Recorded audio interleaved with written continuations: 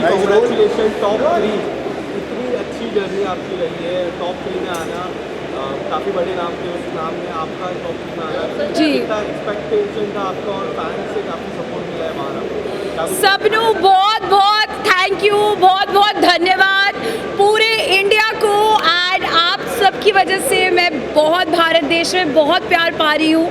So thank you so much. मुझे पता चला कि लोगों को मेरी जर्नी बहुत अच्छी लग रही है क्योंकि सब कह रहे हैं मैं बहुत नेचुरल थी घर के अंदर। एंड मुझे बहुत एक्साइटमेंट है कि मैंने टॉप किया सब गर्ल्स के अंदर भी। सो या बॉयज़ थोड़ा सा आगे रह गए बट गर्ल्स की वाइब तो यही है ना, मनारा में।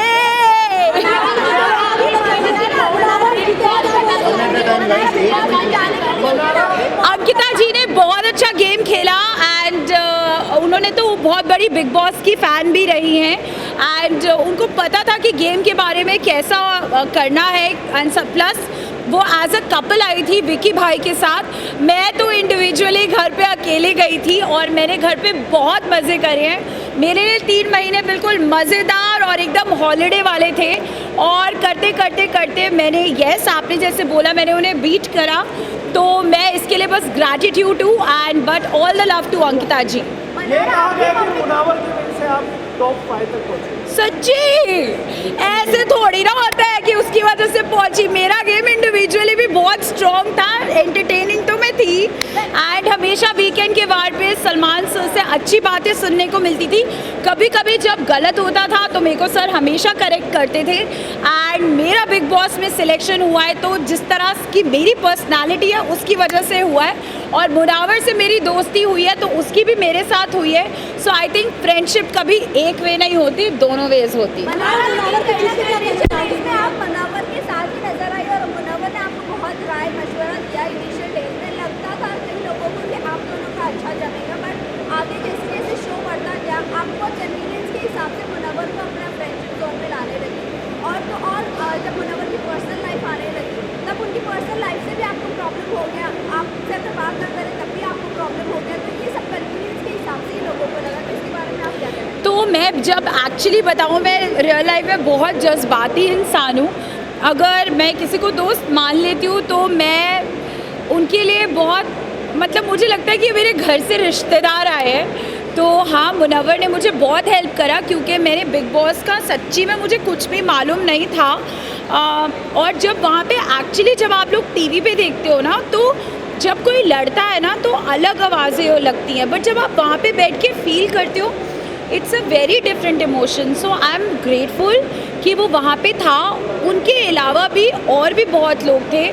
आई थिंक तहलका भाई हमेशा था, मेरे पूरे जो जिनको मैं कहती हूँ मायके वाले वो सब थे वहाँ पे, अरुण भाई थे और बहुत सारे लोग थे। सब ने मुझे बहुत सपोर्ट किया और बहुत प्यार दिया। कुछ लड़ाइयाँ हुई बट जहाँ तक आप बोल रहे हो कि मैं कन्वीनियंस के हिसाब से तो मैं कभी काम भी ना करूँ। जो काम पसंद होता है रियल लाइफ में भी वही काम करती हूँ सिलेक्टेड। तो आई डोंट थिंक कि मैंने कभी भी बिग बॉस के घर पे कन्वीनियंस के हिसाब से दोस्तियाँ चेंज करी है।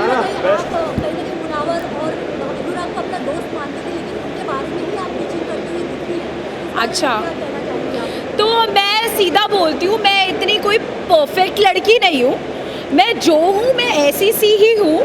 अगर मैं किसी के साथ 6 घंटे कहते अनुराग के साथ बैठ के बातें करी थी तो ऑफकोर्स अगर मुनव्वर और अनुराग दोनों ही मेरे दोस्त थे शो में तो ऑफकोर्स दोनों की एक आधी बात आई होगी इधर से उधर।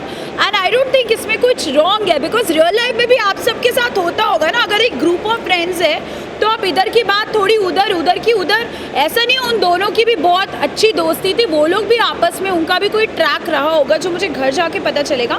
बट आई थिंक मैंने दोनों के साथ अच्छे से दोस्ती निभाई।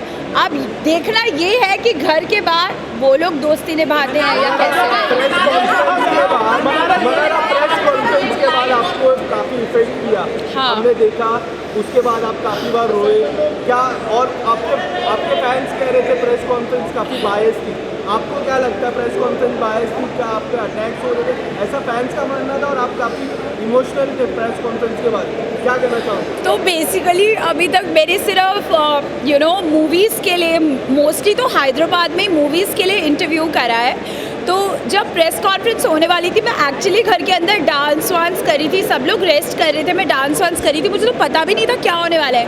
मुझे लग रहा था कि वहाँ पे पूछेंगे कि you know what was your experience and all that, एक व्हाट इज़ योर एक्सपीरियंस और ये सब, बट जब वहाँ पे ढिश के आओ क्वेश्चंस आने लगे मैं तो डर गई।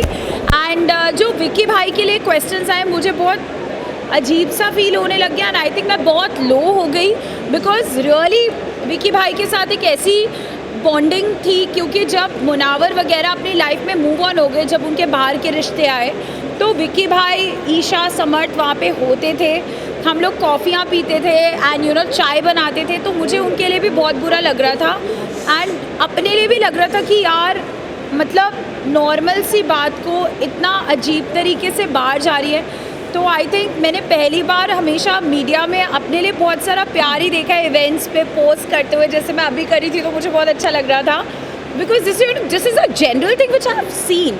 बट अगर वहाँ पे ऐसा हुआ तो आई वाज, शायद मैं रेडी ही नहीं थी, शायद मैं पहले का बिग बॉस देखती और पता चलता कि प्रेस कॉन्फ्रेंसेस कितनी हार्ड हिटिंग होती है, because they were not like press, they were actually like hardcore fans of big boss.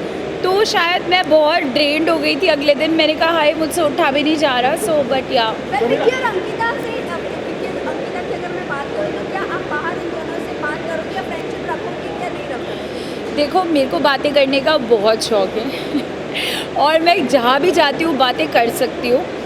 अभी भी ये इंटरव्यू 4 घंटे चले तो मैं आराम से बात कर लूँगी, तो ऑफकोर्स विक्की अंकिता बाहर बात करेंगे तो मैं क्यों मना करूँगी यार।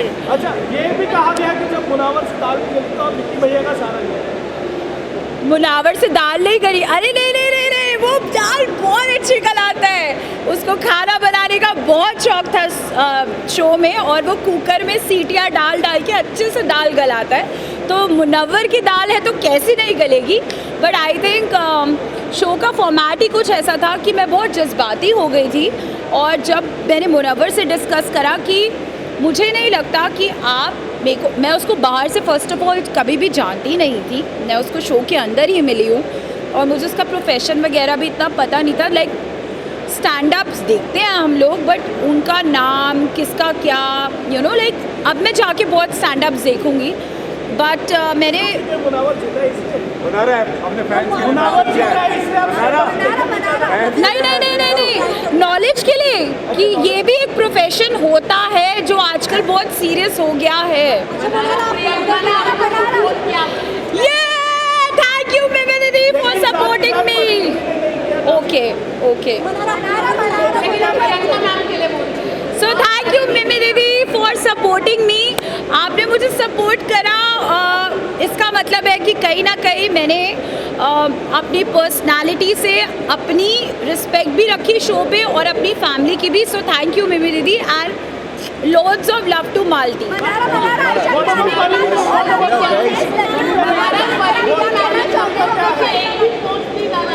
ओ तो फिर आप उनसे जाके पूछो, मुझे नहीं पता।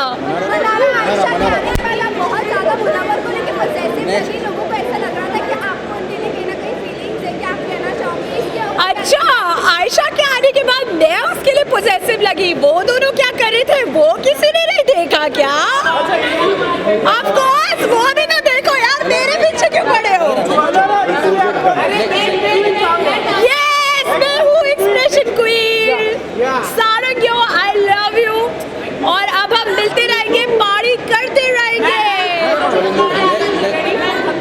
हाँ, मैं खतरों के खिलाड़ी को को होस्ट करना चाहती हूँ, मेरे लिए एक फन सेगमेंट बनाओ ताकि मैं जितने भी कंटेस्टेंट्स हैं जो एक्चुअली खतरों से आए अपने खतरों के स्टंट्स करके, उनको थोड़ा लाइटन अप करने के लिए मनाड़ा की वाइब तो चाहिए ही ना। मुनावर की जीत पर आपका क्या रिएक्शन है? Are you happy? मुनावर की may the best person win and of course I wish him all the best। अब वो जीत गया है तो आई एम श्योर वो बाहर आके अपनी लाइफ को एक रीस्टार्ट देगा एंड जो उसने एक नैरेटिव सेट करा था और अब जो वो शो से कहता है कि मैं शो से कुछ नया सीख के जाऊंगा, आई होप वो अपनी लाइफ में अच्छी करेक्शंस करे। Thank you.